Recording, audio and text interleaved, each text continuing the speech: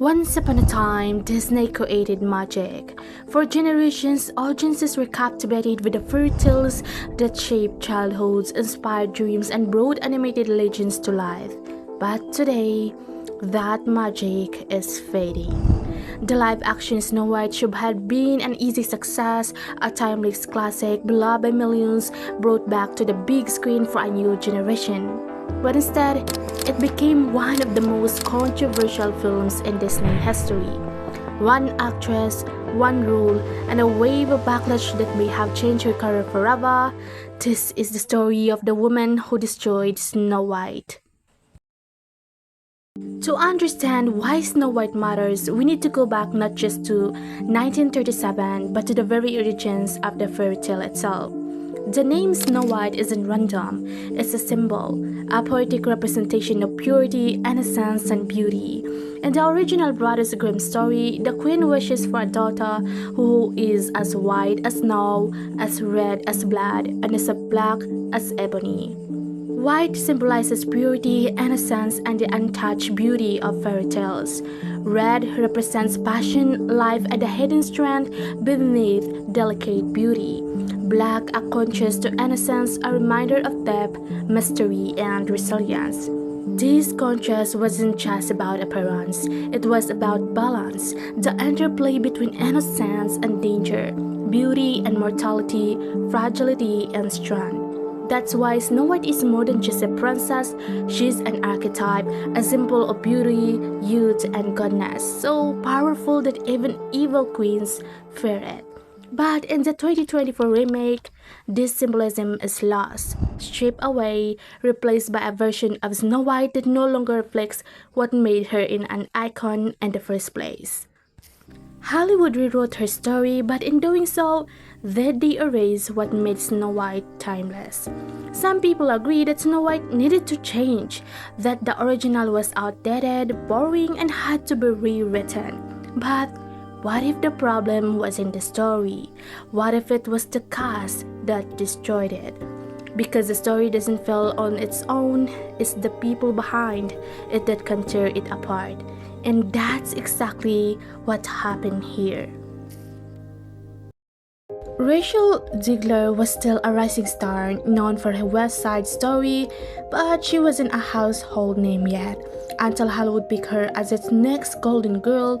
Also, she is a young singer from New Jersey. She went from making YouTube covers to being handpicked by one of the greatest directors of all time.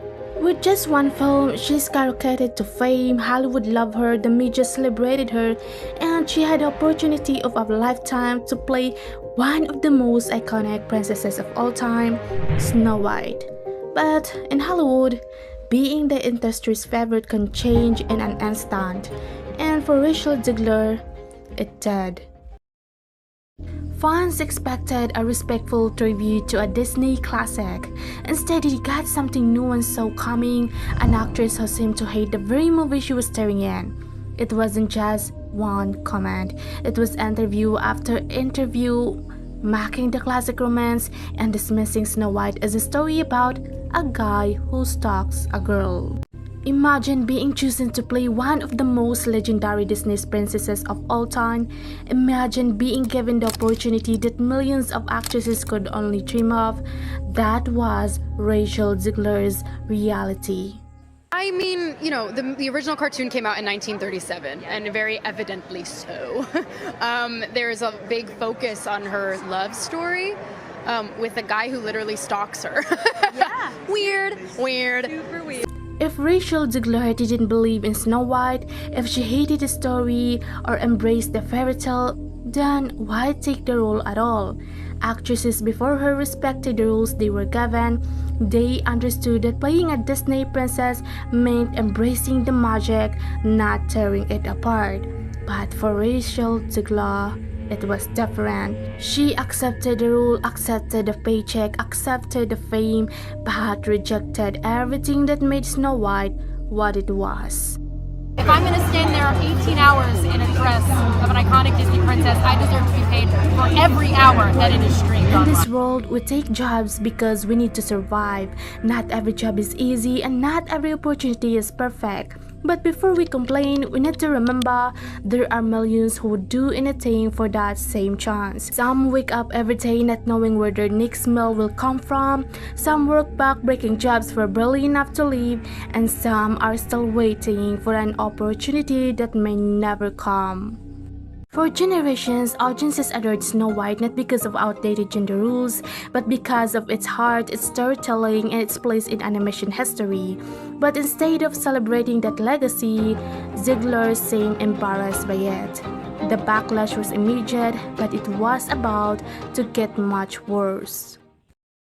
This wasn't just about Rachel Ziegler, it was about a much bigger issue: Disney's growing disconnect from its audience. Disney had already faced criticism for its remakes, but with Snow White, it wasn't just the casting, it was the drastic changes to the story, the complete removal of the prince, and the decision to replace the seven dwarfs with what Disney called magical creatures. Fans were confused, critics were skeptical. In the wake of the controversy, Disney went silent, the film was quietly delayed, and insiders began whispering about reshots, budget issues, and a desperate attempt to fix the disaster. But the real question is, can this film ever recover? And what about Rachel Ziegler? Can she move past this controversy, or has Hollywood turned its back on her?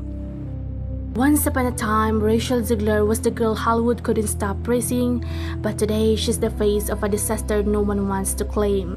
What happened to Snow White wasn't just a failed movie, it was a warning, a sign that Hollywood's golden age of live-action remakes might finally be over. So, who's really responsible for this disaster? Rachel Ziegler or Disney? Let's be honest, both played a role but in different ways.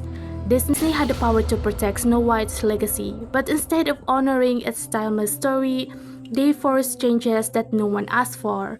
They tried to rewrite a beloved classic, not because it made the story better, but because they wanted to push an agenda. But a bad script alone wouldn't have caused this much backlash. What made things worse, the actress they chose to represent it, instead of respecting the character, she mocked it. Instead of embracing the fans, she dismissed them. Instead of appreciating the opportunity, she acted like it was beneath her. I win. The winged victory came to the Louvre in pieces, and people still line up to see her.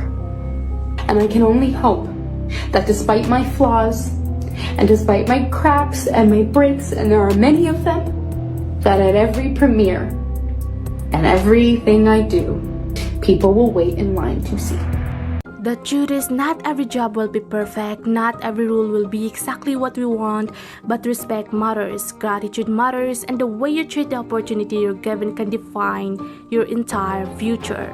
Disrespecting something while profiting from it isn't bravery, it's entitlement. And in a world where so many would give anything for a chance like hers, gratitude will always be greater than arrogance.